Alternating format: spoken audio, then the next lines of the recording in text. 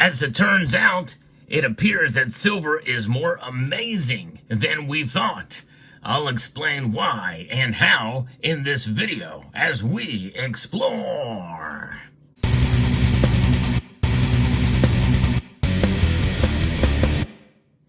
I'm always amazed at the various different uses that silver has. We in this community see it primarily as a hedge against economic instability, a hedge against inflation, and a savings vehicle outside of the financial system from which we find ourselves a part. But there's a whole lot more to silver than just that, and that's part of the reason why the price fluctuates so much. But believe it or not, silver has the ability to self-heal. I kid you not, you heard that exactly right. Self-healing properties that silver has, according to new nanoscale silver technology that has just been reported on from phys.org. It's an innovative concept of materials and science engineering. The inspiration for self-healing materials comes from living organisms that have the innate ability to self-heal.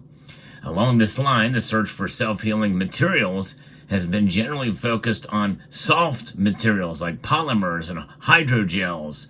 For solid-state metals, one may intuitively imagine that any form of self-healing will be much more difficult to achieve. In fact, even with the living organism like starfish, well, that is a soft material. So this is pretty remarkable to see that with silver, it is achievable. Remarkable.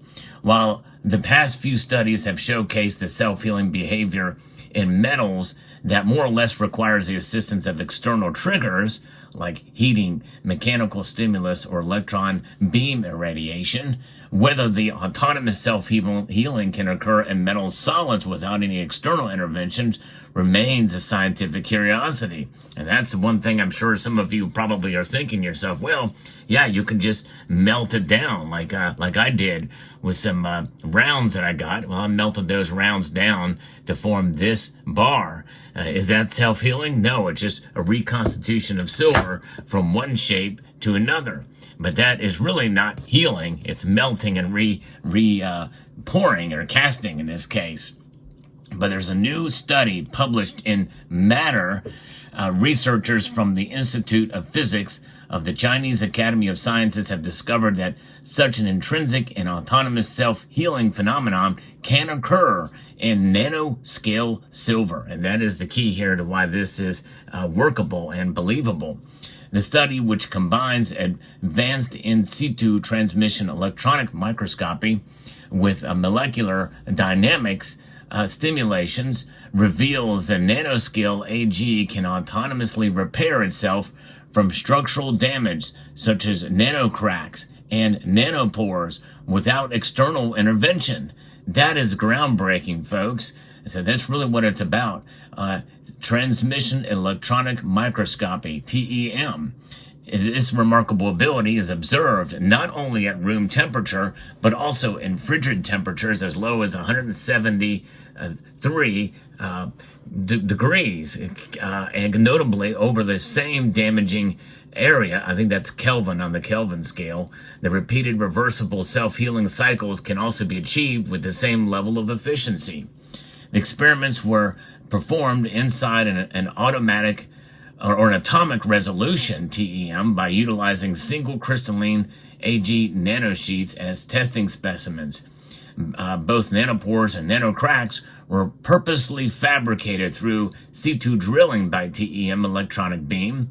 To avoid the possibility of intervention to the healing process, the silver nanosheet specimen was afterwards kept in a beam-off state until each moment for interval TEM imaging. As an interesting and perhaps surprising result, the two representative kinds of structural damage were observed to undergo rapid self-healing autonomously within several dozens of minutes. The healed regions perfectly restoring the crystal lattice of silver with atomically precise ordering. Can you imagine that? Now, this is on a small scale, but imagine if they could scale it up a bit from nano to even larger pieces. But I think we're quite a ways away from that occurring, and who knows what that process would entail. But still, it's pretty amazing to see this occur at such a dramatic pace here, and literally within, probably within the next half hour or so, this process takes place of healing. Unlike gold, unlike silver, gold does not show similar self-healing behavior at room temperature, despite the fact that gold is the most relevant element to silver in the periodic table, and they share many similarities in physical and chemical properties. Although there's one thing they're leaving out here, which is a dramatic difference between gold and silver: the density. Gold is almost twice as dense as silver. So I think you would need to see, I think that takes a lot more interaction for that to occur. I'm surprised that they left that out. That's a dramatic, probably reason why this is not occurring. The more dense the atoms are, probably the harder it is for them to reconstitute themselves and rearrange themselves for the self-healing property. Further, these simulation results reproduce the experimental observations, especially regarding the difference in the healing behavior between gold and silver. What sets silver apart from gold is its high mobility of surface diffusion, a trait not commonly found in other solid metals. And I tell you what, I have very little, but I have enough experience in actually melting down silver that you can tell that silver melts just differently than other metals. And one of the reasons why silver jewelry is so popular and can be constituted, and silver pouring has become so popular. It's very different than any other metal out there, and you can even tell in the surface if you go to melt. If I was to take a torch of this, any of these items here, the surface looks different as it starts to melt, and I think that's what that's talking about. Pretty amazing. And by employing TEM, the researchers were able to in situ track the trajectories of the healing process in silver at the atomic level. With a combination of atomistic imaging and theoretical simulation results, the research highlights that self-healing is enabled by the surface-mediated self-diffusion of silver atoms as driven by chemical potential imbalance due to what's known as the Gibbs-Thompson effect. We're kind of getting in the weeds here, but when a nascent damage structure, either nanopore or nanocrack, begins its existence in a silver nanosheet, a concave site with negative local curvature is created. Due to general curvature dependence of chemical potential, the concave damaged site will thereby have smaller chemical potential relative to the undamaged portions of the nanosheet. The built-in imbalance of chemical potential drives silver atoms to migrate and repair the damage autonomously, showcasing a sophisticated form of material self-maintenance. The ability of silver to autonomously self-heal nanoscale damage at room temperature and below shows a promising possibility for developing damage-tolerant components and devices at the sub-micrometer length scale. This could be a game changer. On the surface, it doesn't sound like there's much application used yet, but I think I could see this potentially being utilized for nanotechnology, not only for our bodies, but also other applications that will provide resiliency from potential damage that could occur down the road.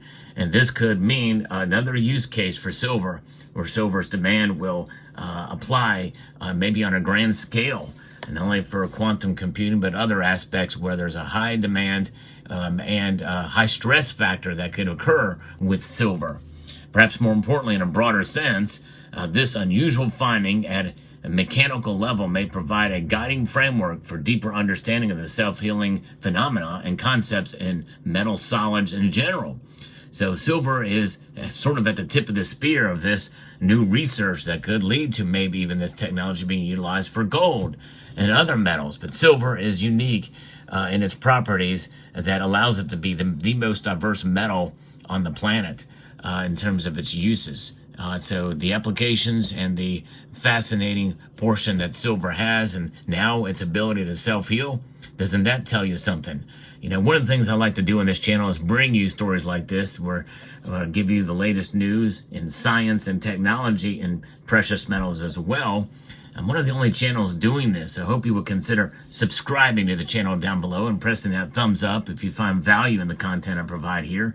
I do work hard to try to get you the latest and information, and a lot of that is in part due to many of you who send me information as well.